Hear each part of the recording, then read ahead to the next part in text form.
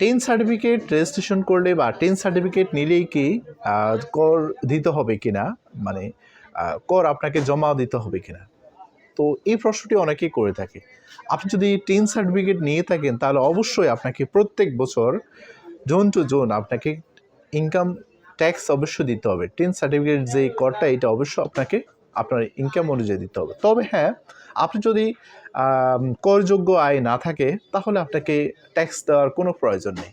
সেক্ষেত্রে আপনাকে কী করতে হবে, আপনাকে জিরো রিটার্ন জমা দিতে হবে। অর্থাৎ আপনি সরকারকে দেখাতে হবে যে আমি যে এই টেন সার্টিফিকেটটা নিয়েছি এটা আমার অন্যান্য কাজের জন্য নিয়েছি, কিন্তু এটার যে ট্যাক্সটা দিতে হয় ওইটার যোগ্য আমি না। আমি তাহলে এটা প্রমাণ করতে হবে যে আমার ইনকাম নাই, আপনি জিরো রিটার্ন জমা দিতে পারবেন। আপনাকে অবশ্যই প্রমাণ করতে হবে, প্রমাণ করেই কিন্তু আপনাকে সেখানে টেন সার্টিফিকেটের যে জিরো রিটার্নটা সেটা